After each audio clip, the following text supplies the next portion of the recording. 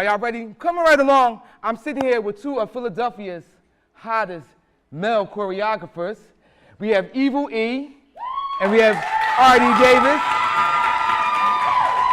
Evil E has a dance team called Unserenity. He's a dance instructor for Worldwide Unique Dance Studios, and he's performing all over. He's also like one of my personal assistants with a lot of stuff. And Artie is he's a true definition of what a dance teacher is, because he's graduated college and everything in dance and performance, and he also offered classes, ballet, tap, and all that. So follow him. What's your Instagrams real quick so before we get into this interview? Hello? Oh, yeah. Well, my Instagram is Eric DeVere, ERRICKDEVERE. Again, it's Eric DeVere, ERRICKDEVERE. Hello, you can find me at A Rare Kind, AREKIND, on Instagram, and I also sell homemade shea butters and natural face masks. Okay, we got the natural plug in. Okay, well, let's get right to this about Philly dancers and the choreographers. I just want to get right to it. What is a recreational choreographer? I just want to know. Can someone explain? I've been hearing the term recreational choreographer here in the Philadelphia area about there's a recreational choreographer and there's a professional choreographer. So I have two dancers, studio dancer, I guess a street dancer or recreational dancer, whatever they want to call that. I have them here. They explain to me what is the difference between these type of male choreographers. So I would say, since we're using the phrase recreational choreographer, I would say that they do it for a hobby. It's not really their interest. It's the fact that they can dance, so they do it for recreation. They may form a dance group just to do it, but it's not really their passion or something they really are interested in doing in terms of a career. Oh, okay.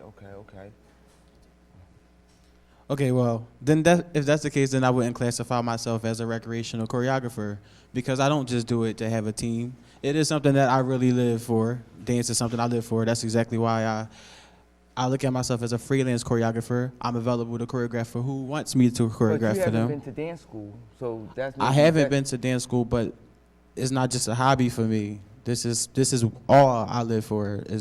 I take this over a 9 to 5. Okay, so same thing with you. You take dancing over a 9 to 5 too? Honestly, I quit my 9 to 5 to actually teach and dance and perform full time.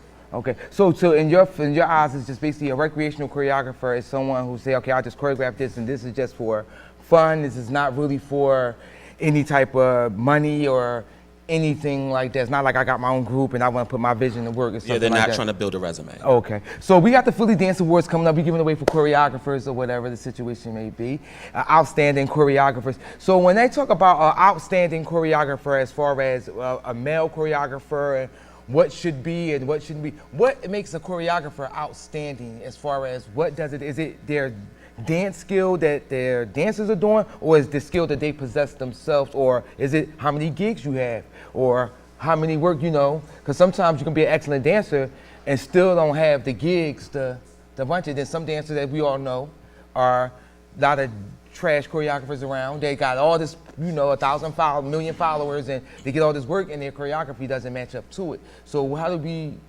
become outstanding? So I would say to become an outstanding choreographer, and then just to split it up, some dancers are just dancers. Every dancer can't choreograph, so it's a total difference. But if you can do both, then that makes you outstanding. Also, in terms of making you an outstanding choreographer, you have to be original with your choreography. When they see your choreography, it's different. It keeps them. Y'all agree with that, original? Yes. Are we seeing a lot of originality nowadays? No. Oh, are we not? So, huh? I can agree with that. You can agree with that. So as a choreographer coming from a different era than from him, what do you see in these young male choreographers coming up today? I'll give some names of Diggy, Taj, Marquise. What's the other young man? Akia, Justin Chase, Justin Garcia. Some of the young. What do you think as you watch them come up and you seen them come from dancers to choreographer? What do you see? I see that a lot of choreographers nowadays, they don't do their history, they don't do their research, and they're not actually training as a dancer themselves to perfect them as a choreographer. That's what I see nowadays. They're not really putting their background work into it. They're just out there maybe looking at a video or, taking something they've seen and, manipulate it and then turn it to choreography, which is not really theirs. Just to piggyback off of what he said, it's professional dancers that does that as well. take from videos and YouTube and don't get see it often, inspiration. but- As soon as the Royal Family came out, a lot of teams started to look like the Royal Family. So I just want to the transitions, the musicality, the everything, like from the intricacy of their choreography is like, no.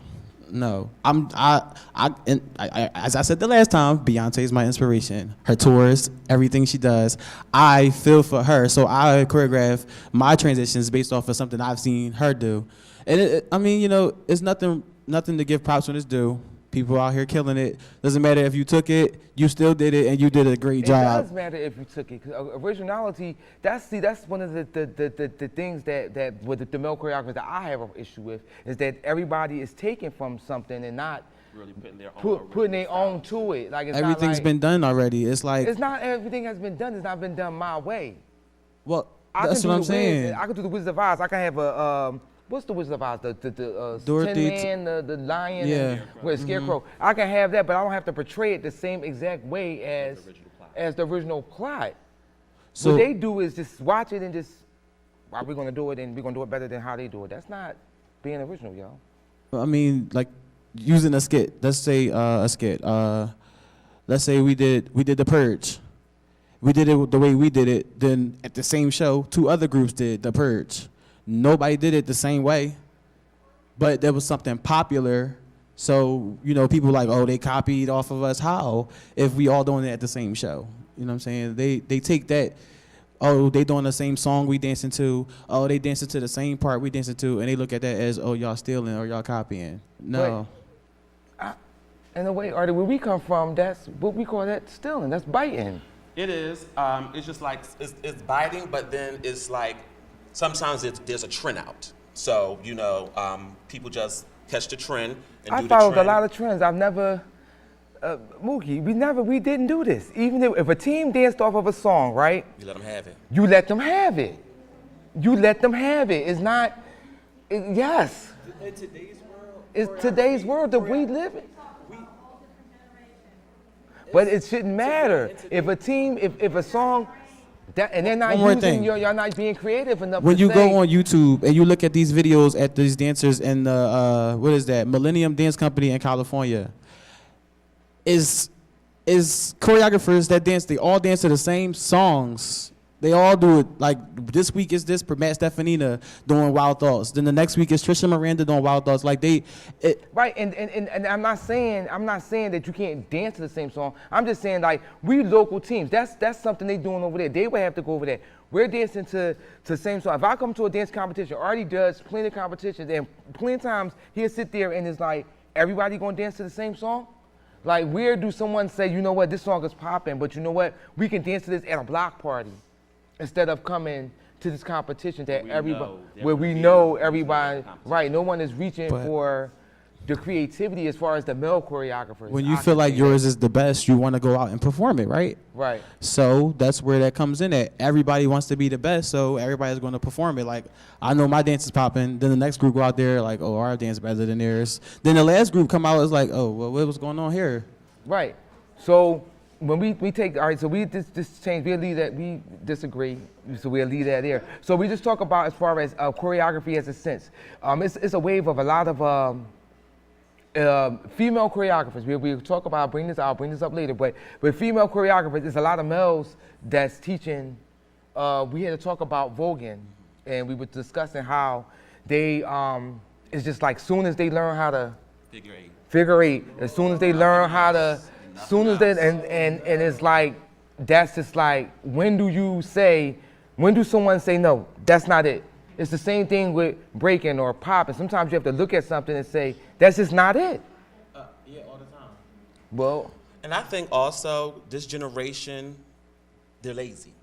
They don't really want to put that hard work into actually trying to create something very authentic and genuine. Right. So, and I think that's what it is. It's like, okay, voguing. My thing is, if you don't know how to vogue, don't do it. right. If you never took a vogue class, you never vogued at a ball, don't do it. Don't Right. have these kids in these groups doing and it. I feel the same way about, every time I turn around go on Facebook, somebody's offering master classes. And I'm like, who are you? And I say that because I spent years building my credentials to become an instructor, a mentor, a dance leader, and it's like I've been dancing 3, 4 years, 6, 7 years, I guess, and they opt to offer classes. Then once you offer them, they're not. What do y'all think of that as far as, as we get ready to wrap up? But how do y'all feel about every time you turn around there's a new classes? I know that y'all offer classes too. Nothing against y'all classes, but I'm saying that I think that you have to offer a certain skill too, not just come shake your hair. Yeah, for me, if I look at the person's work and it's not challenging, I don't take it. Okay. I just don't take the class, period. Eric, you took classes?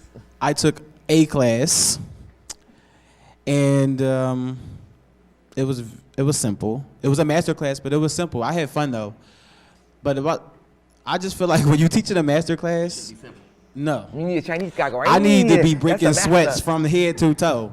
Like I need to be using parts of my body that I don't know how to use. That's the master class training, and I feel like it is some of those master classes out here that I haven't taken yet, but I want to because I want to see if it's challenging, if I could do it. And if your choreography is good enough to get people to come out to these classes, then why not do it? I mean, you making the money, you do what you gotta do to get your coin. So yeah, that's that. Okay. All right, well, listen, I'm going to wrap up with the choreographers. I think we touched base on a few things. Anything that y'all want to add to this as before we wrap up, if I could go on? Anything that y'all want to say? Anybody that y'all want to shout out? You got 30 seconds. We got it. My thing is, if you're really looking to be a choreographer, really stay away from watching a lot of dance videos, because I don't watch TV, so I don't watch dance videos, right. I don't watch dance shows. I don't do it because it unconsciously affects your craft. So that's my advice. If you're trying to choreograph, do not watch any type of dance stuff because it unconsciously gets into your creative flow. Well, they said you have an old school style. I am old school, all day, all night. I get it from you. I know that's right. Eric? Well, I thank you for that advice. I will look at that into consideration. You judged us a lot of times, so I'll definitely, as you can see, I listened to you. It finally started to pay off. I thank you for that. But I want to give a shout out to just Philly dancing, Philly choreographers, the young and up and coming. Y'all Philly killing the Dance game. Awards. The Philly Dance Awards, Halloween show, all of that, everything coming up. Thank you. Yeah, No, don't do that. All right, so I'm going.